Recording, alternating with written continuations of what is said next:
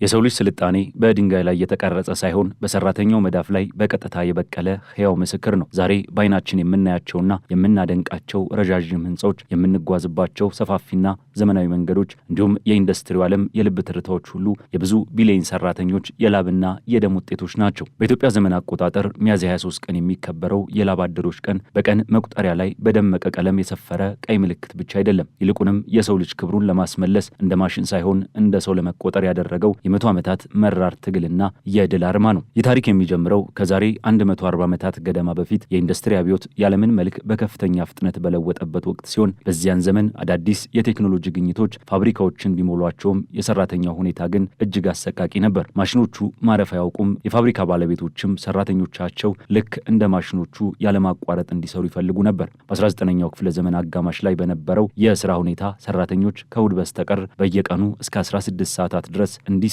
ይገደዱ ነበር። ፀሐይ ሳትወጣ ወደ ጨለማው ፋብሪካ የሚገቡ ሰራተኞች ፀሐይ ከጠለቀች ከረጅም ሰዓታት በኋላ በድካም ዝለው ይወጣሉ። ይህም ለቤተሰብ፣ ለትምህርት ወይም ለጤና የሚሆን ምንም አይነት ጊዜን የማይተው ግፍ ነበር። ይህ ኢሰብአዊ አሰራር ግን ብዙ ሊቀጥል አልቻለም። ተቃውሞው የተቀሰቀሰው በሰሜን አሜሪካ ምድር ነበር። የአሜሪካና የካናዳ የንግድና የሰራተኞች ማህበራት ፌዴሬሽን አንድ ታሪካዊ ጥያቄን አቀረቡ። 8 ሰዓት ለስራ፣ 8 ሰዓት ለረፍት፣ 8 ሰዓት ደግሞ ለራሳችን የሚል መፈክር አንግበው ተነሱ። ይህ ጥያቄ ለፋብሪካ ባለቤቶችና ለባለ ሀብቶች እንደ ትልቅ የኢኮኖሚ ጥቃት ተቆጠረ። ይሁን እንጂ ሰራተኞቹ ቆራጥ ነበሩ። በአውሮፓውያኑ ግንቦት 1 ቀን 1886 ላይ በሺዎች የሚቆጠሩ ሰራተኞች የ8 ሰዓት የሥራ ቀንን ለመጠየቅ አድማ መቱ። በተለይም በቺካጎ ኢሊኒዮስ በሚገኘው የሃይ ማርኬት አደባባይ ላይ የተካሄደው ተቃውሞ ወደ ታሪካዊ ግጭት ተቀየረ። በዚያን ዕለት ሰራተኞች በፖሊስ ጥይት ወደቁ፣ ብዙዎቹ ቆሰሉ፣ የንቅናቄው መሪዎችም ተገደሉ። ይህ በቺካጎ የፈሰሰው የሰራተኞች ደም ግን የትግሉ ማብቂያ ሳይሆን መጀመሪያ ሆነ። የቺካጎ ሰማዕታት ታሪክ በዓለም ዙሪያ የሚገኙ ሰራተኞችን ልብ አነደደ።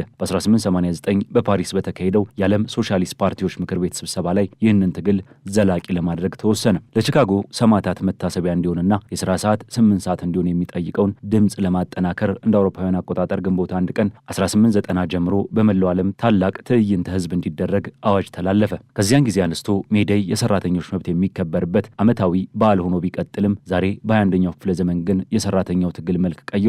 በአሁኑ ወቅት በዓለም አቀፍ ደረጃ ከ3.5 ቢሊዮን በላይ ሰራተኞች እንዳሉ ይገመታል። ከእነዚህ ውስጥ 170 ሚሊዮን ስደተኞች ሲሆኑ የተሻለ ኑሮ ፍለጋ ባህርና ድንበር አቋርጠው ላባቸውን የሚገብሩ ዜጎች ናቸው። ሆኖም የዓለም አቀፍ የሰራተኞች ድርጅት በቅርቡ ባወጣው ሪፖርት መሰረት ምንም እንኳን በብዙ ሀገራት የሥራ አጥነት ቁጥር ቢቀንስም የሰራተኛው ኑሮ ግን በከፍተኛ ፍጥነት እያሽቆለቆለ ይገኛል። በአሁኑ ወቅት የዓለም ሰራተኞች የሚጋፈጡት ትልቁ ፈተና የኑሮ ውድነትና የደሞዝ ማነስ ጉዳይ ነው። በዓለም ዙሪያ ያሉ የደሞዝ ጭማሪዎች ካለፈው ዓመት የዋጋ ግሽበት ጋር ሊመጣጠኑ አልቻሉም። ባለፈው ዓመት ብቻ በዓለም አቀፍ ደረጃ በከፋ ድህነት ውስጥ የሚኖሩ ሰራተኞች ቁጥር ወደ 1 ሚሊዮን ሲጨምር በመጠነኛ ድህነት ውስጥ የሚኖሩ ሰራተኞች ቁጥር ደግሞ በ8.4 ሚሊዮን ከፍ ብሏል። ይህ ማለት በሚሊዮን የሚቆጠሩ ሰዎች ቀኑን ሙሉ ደክመው ውለውም ቤተሰባቸውን ለመመገብና የቤት ኪራይ ለመክፈል አሁንም ለምጽዋት የተጋለጡ ናቸው ማለት ነው። ይህ ሁኔታ የሚሰሩ ድሆች የሚል አዲስና አስከፊ ማህበራዊ መደብ እየፈጠረ ይገኛል። የሰራተኛው ጉልበት ለዓለም ኢኮኖሚ እድገት መሰረት ቢሆንም የእድገቱ ፍሬ ግን በጥቂት ቢሊዮነሮች እጅ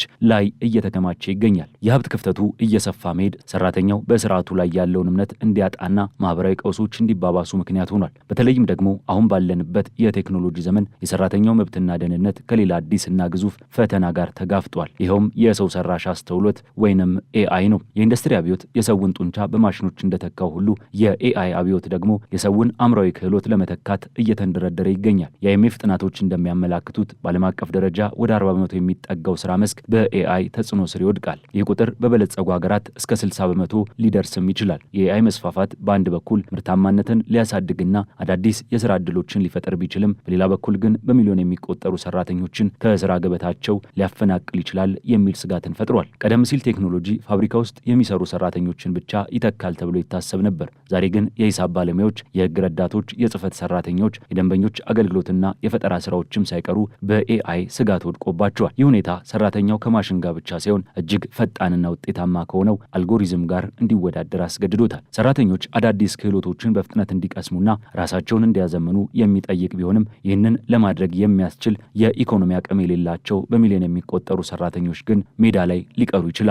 ስለዚህ የዘመኑ ሜዴይ ጥያቄ ከ8 ሰዓት የሥራ ቀን አልፎ የዲጂታል መብቶችና ፍትሐዊ የቴክኖሎጂ ሽግግር ጥያቄ ሆኗል። ቴክኖሎጂው የጥቂት ኩባንያዎችን ትርፍ ለማሳደግ ብቻ ሳይሆን የሰራተኛውን የሥራ ጫና ለመቀነስና የኑሮ ደረጃውን ለማሻሻል ለማሻሻል መዋል አለበት የሚለው ድምፅ እየበረታ መጥቷል። ወደ ሀገራችን ኢትዮጵያ ስንመለስ የሰራተኛ ሁኔታ ከዓለም አቀፉ ስጋት በተጨማሪ የራሱ የሆነ ውስብስብ ችግሮች አሉበት። ኢትዮጵያ ወደ 56 ሚሊዮን የሚጠጋ ሰራተኛ ኃይል እንዳላት ይነገራል። ይህ ሰፊ የሰው ኃይል በግብርናው፣ በኢንዱስትሪውና በአገልግሎት ዘርፉ ተሰማርቶ የሀገሪቱን ኢኮኖሚ የጀርባ አጥንት ሆኖ እያገለገለ ይገኛል። ሆኖም ግን በኢትዮጵያ እስካሁን ድረስ ሀገር አቀፍ ዝቅተኛ የደሞዝ ወለል አለመኖሩ ሰራተኛውን ለከፍተኛ ብዝበዛ ዳርጎታል። በተለይም በኢንዱስትሪ ፓርኮች ውስጥ የሚሰሩ ወጣቶች ከሚያገኙት ዝቅተኛ ደሞዝ አንጻር የቤት ኪራይ፣ የምግብና የትራንስፖርት ወጪዎችን መሸፈን የማይቻል ሆኖባቸዋል። ይህ ሁኔታ ሰራተኛውን በተረጋጋ መንፈስ ስራውን እንዳያከናውንና የምርታማነት መጠኑ እንዲቀንስ እያደረገው ነው። በተጨማሪም የስራ ደህንነትና ጤና አጠባበቅ ጥበቃዎች በብዙ የግልና የመንግስት ተቋማት ውስጥ ደካማ መሆናቸው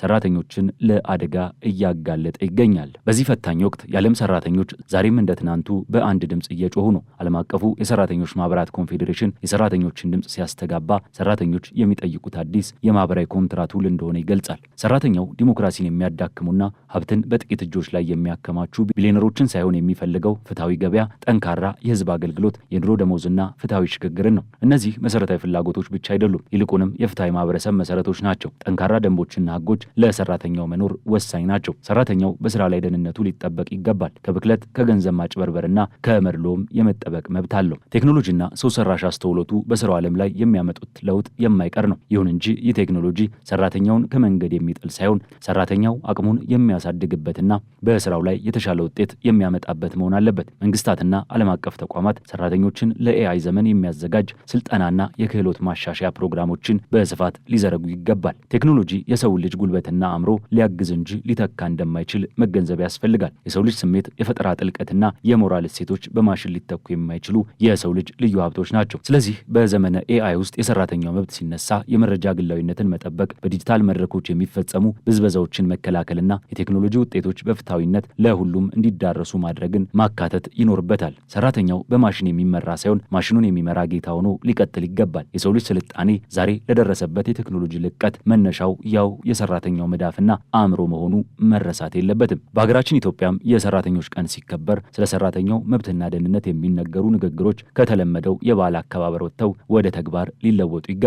ላባደሩ፣ ሰርቶ አደሩና ወዛደሩ የኢኮኖሚ የጀርባ አጥንቶች ናቸው። እነርሱ ከሌሉ ፋብሪካዎች አይንቀሳቀሱም፣ እርሻዎች አይለሙም፣ ቢሮዎች ስራቸውን አይሰሩም። ስለዚህ ቀኑን በበዓልነት ከማክበር ባለፈ የሰራተኛውን መብት ማክበር ይቅደም የሚለው መፈክር ትልቅ ትርጉም አለው። የኑሮ ውድነቱን የሚቋቋም የደሞዝ ማስተካከያ ማድረግ፣ ሀገር አቀፍ የደሞዝ ወለልን መወሰን፣ የስራ ቦታ ደህንነትን ማረጋገጥና የሰራተኛ ማህበራትን ማጠናከር ቀዳሚ ተግባራት መሆን ይኖርባቸዋል። የሰው ልጅ ስልጣኔ በሰራተኛው መዳፍ ላይ የበቀለው አበባ ነው። ይህ አበባ ደግሞ ውሃና እንክብካቤን ይፈልጋል። የዛሬው ሜይዴይ ከ140 ዓመት በፊት የነበረ የ8 ሰዓት የስራ ቀንን ትግል እያስታወሰን የዛሬው የኑሮ ውድነት፣ የኤአይ ስጋትና የፍትሐዊነት ጥያቄዎችን እንድንጋፈጥ ብርታት የሚሰጥ ነው። ሰራተኛው እንደ ማሽን ሳይሆን እንደ ሰው የሚቆጠርበት፣ ድካሙን የሚመጥን ደሞዝ የሚያገኝበትና የወደፊት ህይወቱ በቴክኖሎጂ ስጋት የማይናወጥበት ዓለም መገንባት ተገቢ ጉዳይ ነው። በቺካጎ አደባባይ የፈሰሰው ደም፣ በፓሪስ የታወጀው አዋጅና ዛሬም በመላው ዓለም የሚሰማው የሰራተኞች ጩኸት አንድ ግብ አላቸው። ይህም የሰው ልጅ በላቡና በጥረቱ ክብር አግኝቶ እንዲኖር ማድረግ ነው። ዛሬ የምንጠቀምባቸው